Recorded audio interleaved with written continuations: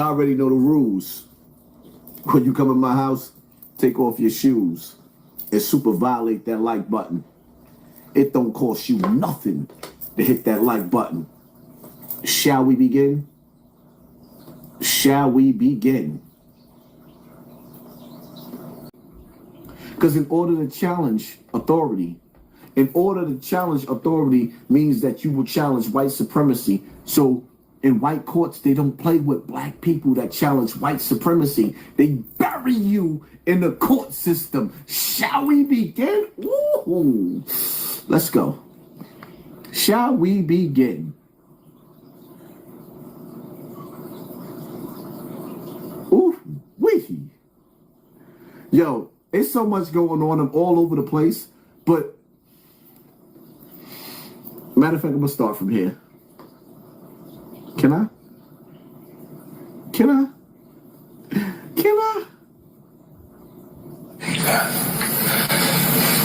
I just want to address the court today, and, you know, I'm not here to dispute anything. I'm just here to be a man and take responsibility and express my feelings about this whole situation. That's what I plan on doing. Okay. And how do you feel? What? I'm sorry, y'all. I swear to God. Let me get some ice for my cup. I'm sorry, but this shit is funny. You know why it's funny to me? Because I was that little nigga catching bodies. Me and my crew. Like, him sitting in that courtroom, he's fucking lying. And I gotta stop it. Listen, I'm gonna stop it right here, right? Because this man. Yo, this is crazy. Because I'm freestyling this shit. But his man is laughing too. Because he can't stomach his co-defendants. While they testifying, the cameras is on him. He's laughing at his mans. Look at this shit. You know, I feel terrible about the situation, but I'm a firm believer that God can use anything. Look at his fucking face. Wanted for bad, and so I am grateful for the people I've met, for the lessons I've learned, for just this experience in general, because it's one that I'll never forget, and it's. Hold up. Let me take a breath real quick. Did y'all see that? Press 1 in the comment section. Did y'all see that? How he laughed at his own co-defendants because he couldn't even stomach the lies. As they all facing the death penalty. Them niggas knew what they was doing. But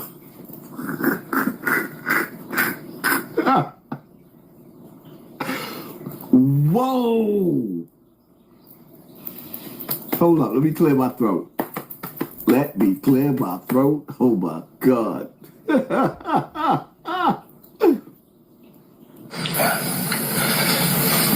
I just want to address the court today, and, you know, I'm not here to dispute anything. I'm just here to be a man and take responsibility and express my feelings about. Baby, you don't have to lie to me. Just be a man about it.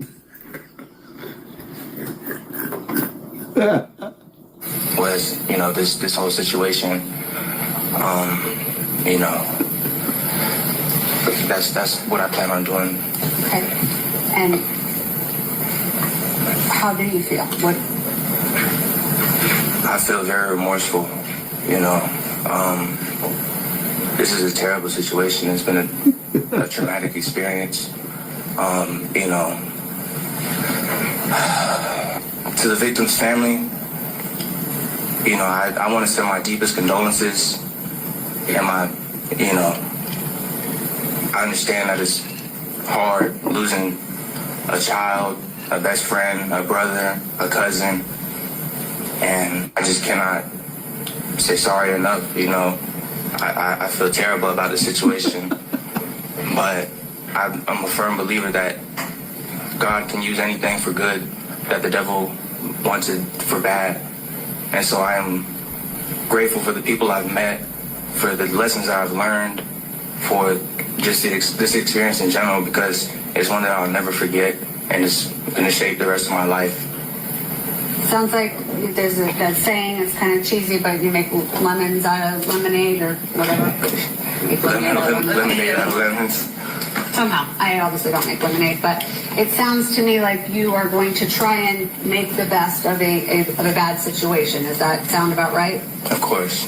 And are you going to continue to do that? Of course. I'm going to try to, continue a humble life, a righteous life, try to do the right things at all times, and Will you apprise yourself? We've heard about some courses and programs and things that you can get involved with to stay busy in prison. Is that something that you plan to do? Yeah, so hearing Raul's testimony was, the first glimpse that I have of, what prison it could be like. I want to stay as busy as possible, stay away from bad apples. Nigga said, I want to stay away from bad apples. My nigga, you around bad apples for the rest of your life. You are in the Terror Dome. I will clean. The nigga sitting up there said, I swear I will clean toilets, mop jail cells, and not use a knife to protect myself, where there's going to be niggers that's going to get a rock hard on because they ain't seen a woman in 20 years, and they're going to start looking at your light-skinned ass like a little girl. But you swear that you won't fight back. You will clean toilets and hand out trays of food forever. And his man's, that's why he's sitting up there laughing at him.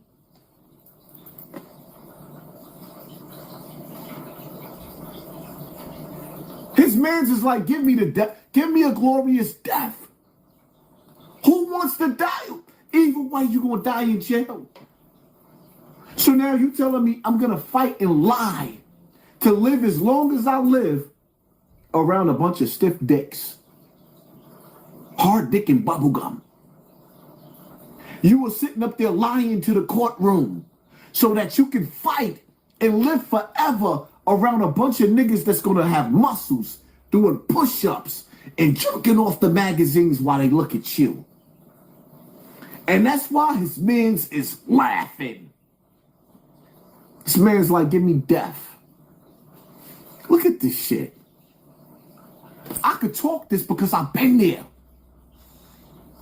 See, these niggas talk that talk. I could talk to Takashi. Nigga, I've never been to jail for anything less than 125.25 homicides, my nigga.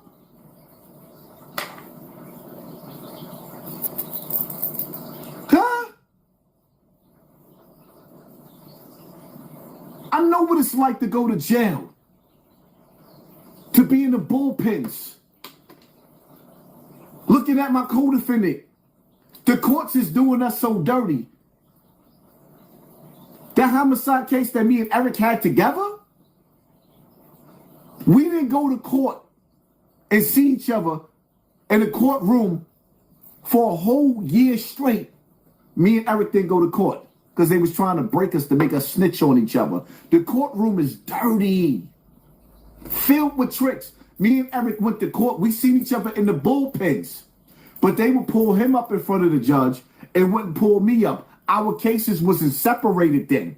Our cases got separated later on, towards the end, when our lawyers told us, hey, Mr. Bennett, you could actually testify on Hassan Campbell if we separate the case and it won't affect Hassan Campbell. So I gave Eric Bennett blessings. Yeah, tell him that I did it. Then even told Eric Bennett, if you blow trial, I'll be willing to say later on that you didn't pull that trigger so that he could come back home. It don't get no realer than that. Don't compare me to these niggas. Eric Bennett is in jail right now, and I done played audio. I'll have him talk to y'all some more because he's fighting for his appeal. He's actually locked up in our second home, which is Connecticut, for another body, because that's the shit we do. And we knew when we were sitting in front of the court, even talking to a law. I'm going to keep it funky. I'm going to tell you some of the realest shit in the world. I knew when I came home from jail, even though I was asking God for forgiveness, I'm going to be honest with y'all. I'm going to give y'all the realest shit that I've ever spoke right now, right here, right now. I knew I was coming home to catch bodies because my big homie B.O. got murdered and the niggas in the street didn't do nothing about it. The Zulu Nation didn't do nothing about it. The most powerful family, the first family of hip hop, and all the niggas around him in the streets made excuses. So when I came home from jail, me sitting up there talking to T-Mac, I remember one time me and T-Mac was on the phone for like 3 hours of C95. Yeah, I was rocking that phone. I knew when I came home. It was crazy because I remember when I was in jail, I knew one of the first, I ain't getting into that. I'm going too far because I've been drinking. There was bodies that I knew I was going to catch. But my mother told me, she said, you're going to look for your enemies and you ain't going to find them. When I was in jail, as soon as I came home, Twin got murdered. Pete had him murdered. That's why me and Pete will forever be cool, because B.O. got murdered by the twin, David Mullins, from Castle Hill, not Pistol Pete. I keep twisting the story. My brother-in-law. I lost access to my son, the one that's gay, because my baby mother heard me over the phone ordering a hit to have her brother murdered. She heard me. She also heard me say when I get the first chance I get, he's going to die. She never came to see me again because that was her brother. I'm giving y'all real shit. That's why my baby mother fell back, and that's why my son running around gay sucking dick. But anyway, that's a whole other story. And I also knew when I came home from jail, it was only two people I was looking for. That was Twin and that was Showbiz. When I came home from jail, the first time I seen Showbiz, I was on Cortland Ave. He got out of the car. I looked. Mac looked. I backed out I had a 357 or a 38, one of the two. I backed it out. Mac put me in a bear hug. Show jumped in the car and he drove off. That's the first time I tried to kill Showbiz. Real shit. Real shit. No watered down shit, just me being me. And shout out to Show, because I don't have beef with Show in today's time, but I'm just giving y'all the real. The second time was in T-Mac's club when I seen Showbiz.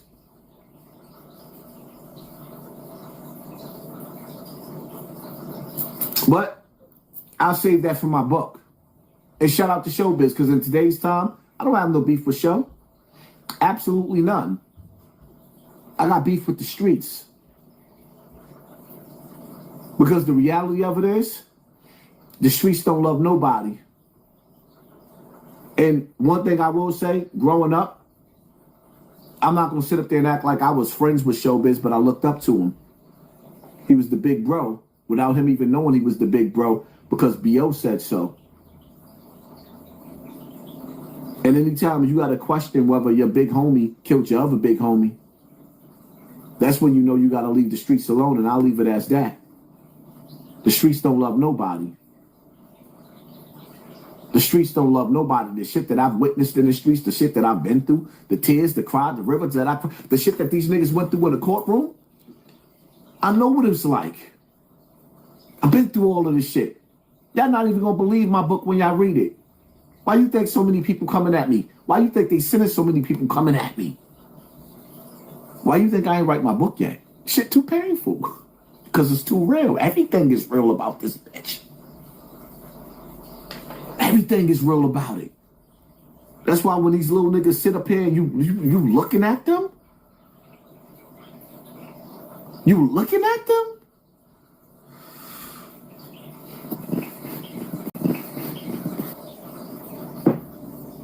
You know, I want to. Hold up, we gotta start this Grammy all over again. I don't want to interrupt his Grammy, but I've been here and this nigga full of shit. That's why his man laughing. Because he know these niggas is full of shit, and he refused a lot of the courts like that. I just want to address the court today, and, you know, I'm not here to dispute anything. I'm just here to be a man and take responsibility and express my feelings about was, you know, this whole situation. You know, that's what I plan on doing. Okay. And how do you feel? What? I feel very remorseful, you know. This is a terrible situation. It's been a traumatic experience. You know. He's lying. He didn't feel remorseful. He wanted that nigga dead. He shot him twice.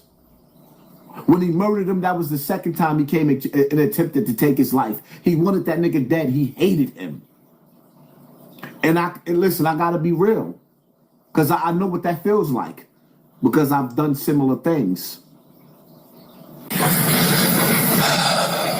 To the victim's family, you know, I want to send my deepest condolences. And you know, I understand that it's hard losing a child, a best friend, a brother, a cousin. And I just cannot say sorry enough, you know. I feel terrible about the situation. But I'm a firm believer that God can use anything for good that the devil wanted for bad. And so I am grateful for the people I've met, for the lessons I've learned, for just this experience in general, because it's one that I'll never forget, and it's going to shape the rest of my life. Sounds like there's that saying, it's kind of cheesy, but you make lemons out of lemonade or whatever. Lemonade out of lemons. Somehow. I obviously don't make lemonade, but it sounds to me like you are going to try and make the best of a bad situation. Does that sound about right? Of course. And are you going to continue to do that? Of course. I'm going to try to, you know, continue a humble life, a righteous life, you know, try to do the right things at all times, and you know. Will you apprise yourself? We've heard about some, you know, courses and programs and things that you can get involved with to stay busy in prison. Is that something that you plan to do? Yeah, so you know, hearing Raul's testimony was, you know, the first glimpse that I have of, you know, what prison it could be like.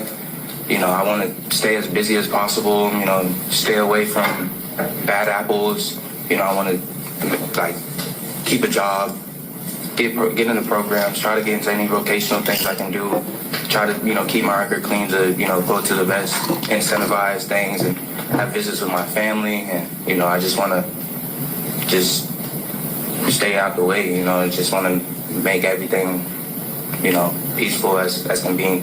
I see photos of Charles Jones. My question to you is, after you and your friends inflicted that carnage on June 23rd, and as you were running stage 2059C, this is actually you running to shoot them, but when you were running back past that Tesla, were you feeling a lot of trauma at that point? It was so long. The district attorney just hit him with the shotgun blast. Hit him in the head with the headshot. What, I gotta put that in subtitles or something? Stop pulling, like, YouTube is pulling people off of the live right now. Like, stop.